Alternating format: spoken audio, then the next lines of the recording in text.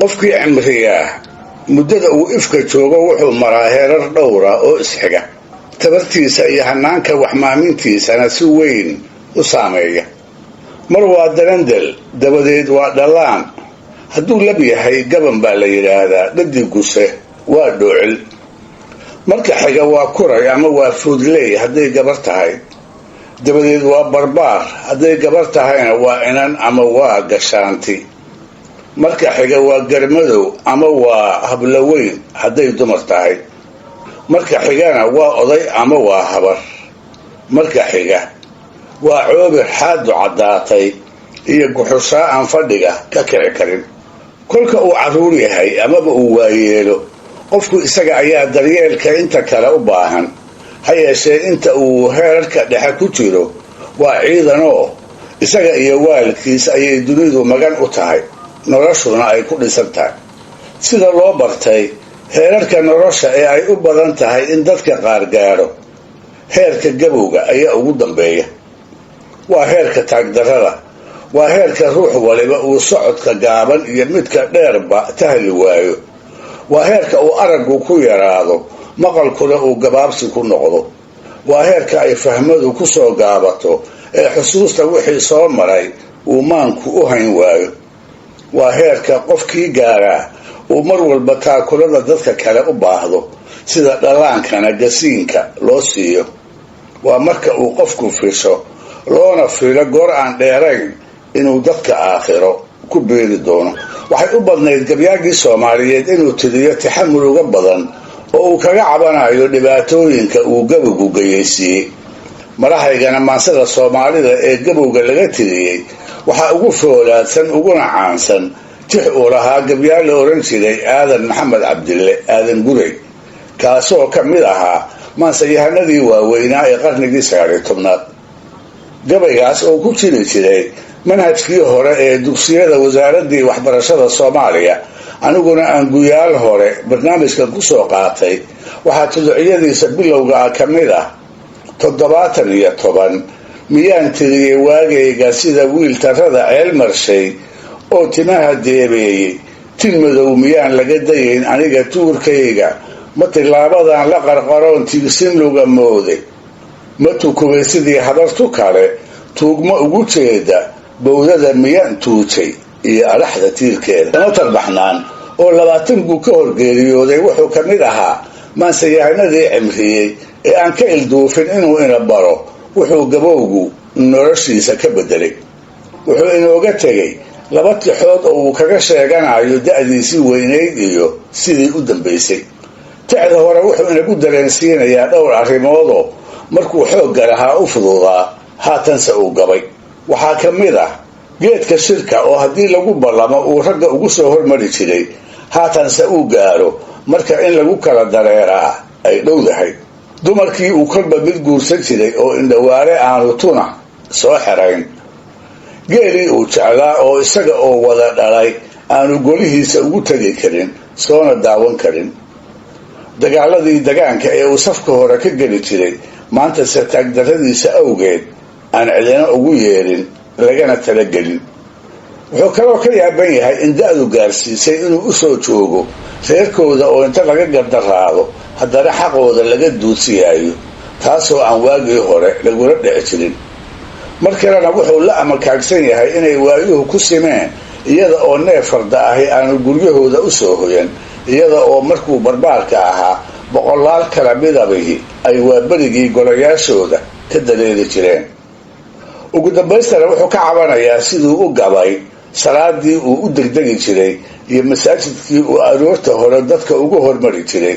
siduu u tahli kari waayey. haatanna da'da awgeed uu fadhiga ku tukado. wuxuu yidhi, shir daruuran geed lagu dugsiyey duurka iyo ooda duqaydiiyo barbaartoo la yidhi duhurka soo gaara,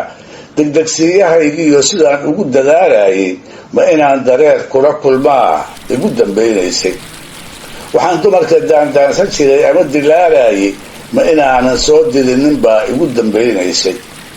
ma dayacay horweynkii sidii dahab dhalaalayay, isagoo duleedada ku dhalay ama ka doobyaaya ma inaanan soo daawan baa igu dambaynaysay. qaylada daliifka ah markay deera ololayso dumbuqii lasoo qaadan jiray diraha maadhiinka goortii dagaal dhaco halkii la iga doonayay ma inaan dad ii yeeran baa igu dambaynaysay haddii laba qabiil oo isdiradooya kala gaadho waxay doonis joogtaba hadday dani heshiisiiso waxa daalac lagu yeeran jiray duulka aan ahaye ma inaan iswada duudsinaa igu dambaynaysay sanga duubi weyn iyo darmaan dun iyo qoorjeeb leh kuwii dirirta loo fuuli jiray amase duulaanka ma inaanay noo dananin baa igu dambaynaysay salaadoo la daakiray waxaan daacad ugu rooray degdegsiinyahan ugu xidhnaa dirica iimaanka ma inaan fadhiga daa'imaah igu dambaynaysay labaad ee soo socotaa iyaduna waa calaacal gabowgiisii ku saabsan sabab bayna lahayd waxay ku dhalatay erayo dhex maray gabyaaga iyo nin uu dhalay oo cali la yidhaahdo iyada oo weli ay garab dheer tahay magaalo ay markaas sadcaal ku joogeenna ka muraadsaday ayuu samatar inankiisii ku yidhi war caliyow ina kici aynu carowne dhalinyaro ayuu ahaaye cali oo malaha rabay inuu magaalada cabbaar sii joogo ayaa yidhi aabe cadceedu ha inaga qabowdee inoo yara kaadi waynu tegiye hadalkaas cali ayaa samatar ka keenay tixdan soo socota ee murugada iyo gocashada miirana hilaadana ku beegan 1979 isagoo markaas coodir ah marka hore wuxuu inankiisa iyo innagaba u sheegayaa inuu taag dareeyey oo haddana uu indhayareeyey sidaa darteedna iftiina mooye aanu hadda socod habeennimo awoodi karin oo wuu gaboobay mooye hadduu sidiisii hore ahaan lahaa inaanu guure iyo habeen gudba ka baqeen looguna tiitiireeyeen waaguu xoogga lahaa wuxuuba ahaa orod iyo socodba markii lagu gaari waayey ninkii ay bulshadiisu goodfiin ku naanaysi jirtay tusaale uu miyiga soomaalida ka bartay ayuu inagu dareensiinayaa tabardaradii maantaas haysay iyo halkii ay ka maraysay wuxuu ina barayaa markay bahalka aragto ugaarta midda ugu xoogga yari inay ugu hor cararto iyada oo ka baqaysa haddii ay markiiba ordi weydo in bahalku iyada qabsado isaguna sidaas kama fogo oo haddii ay qorraxdu dhacdo oo uu socod maago waxay u dhowdahay inuu geedaha ka kor dhaco dabadeedna ay maryaha ka jeexjeexaan amaba ay kala haraan qaybta hore ee gabayga arrimahaasna uu kaga hadlay ayuu ku yidhi cawshiga baciidkaba haddii cadar u soo muuqdo waxaa cararaa caliyow ugaadhkeeda caata ahe cishaan gudi lahaa waayadan cagaha waalaay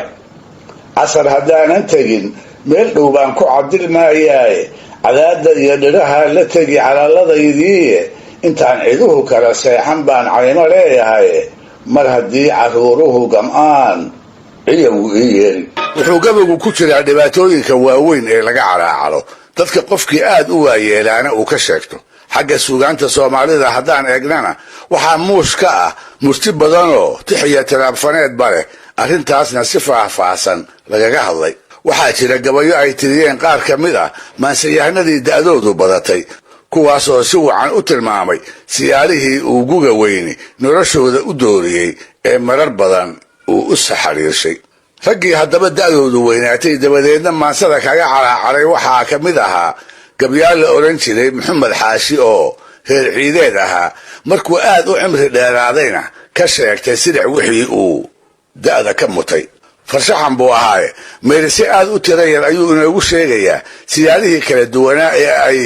da'du xag walba uga saamaysay hor iyo abbaataba wuxuu garwaaqsanayaa markuu nindhexaadka ahaa quruxdii iyo qaab wanaaggii uu lahaa xaragadiisii iyo dharkii qaaliga ahaa ee u xidhan jiray sida khayli guduudii ay dadka oo idiri ku kuunyi jireen wuxuu xusuusanayaa qalabkiisii dagaalka ee markuu xoogga ahaa aan had iyo jeer gacmihiisa ka maqnaan jirin gaar ahaan gaashaamadii uu dheegga wiiisha ka samaysan jiray ee rag aan badnayn oo uu ka mid ahaa uuni ay heli karayeen haddana waa ayaanba ayaane wuxuu garowsan leeyahay nin aad u dheer oo kor loo wada eego waa kii ahaan jiraye baxaaligiisii siduu gabowgu u dhararogay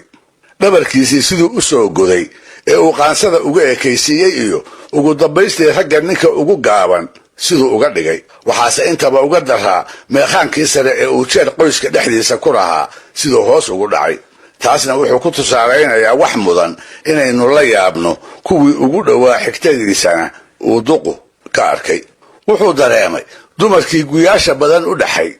raggii uu dhalay ee uu soo barbaariyey iyo kuwii ay iyagaasi dhaleen ee uu awowga u ahaaba inay geeridiisa si wila yihiinoo u belatirinayaan. markuu la hadlo iyo markuu wax uga baahdaba tixganin la'aantii ay kula kacayeen ayuu ka gartay inay iilka la jecel yihiin. waxaa u caddaatay cid noloshiisa dan kalihiiba inaanay jirin kadib markuu iskii wax u qabsan waayey ee uu reerkii callaal ku noqday. xoog iyo xarrago wuxuu soo marayba wuxuu haatan ku dambeeyey dhulyaal aan socodba tahli karin. guxushaa kolka ay reeruhu geediyaan meel dhexe kaga hara, maalin kadib rugihii ay degeen soo gaara, hub oo dhanna ka wata, ul dheeroo uu ku tukubo. waxyaabahaas oo idiri markay la soo gudboonaadeen ayaa allaha u naxariistay wuxuu maxamed xaashi tiriyey tixwaayadii dambe caan noqotayoo uu arrimaha kaga calaacalay. waxaa naga soo gaaray: waxaan khayli dhuugyaha cas iyo dheeg weyara qaatay ee dhalanka aadmigu u baxo sida tan lay dhowray, kolkii horeba dherarkii miya dhabarkii soo gaabtay. ma ka dhaxay dhawaaq uubatiyo dheermataan gebina, dhaba reere guureen miya laygu wada dhaafay, ushaan dhaabil mooyee hubkii ma iska wada dhiibay, raggaan dhalay ragguu dhalay miyaa dhamamax ii diiday, kuwii aniga ii dhaxay miya dhimashaday dooniga isii yaay, miyaan sida dhallaan ooyey, waxaan dhowrsan jiray ceeb miyaa igu dharaarowday. allaha u naxariistee isla maxamed xaashi ayaa waxaa laga hayaa howlaal murtiyeed uu ku soo koobay ugu dambaysta waxa uu gabowgu yahay ama wixii isaga kala soo gudboonaaday.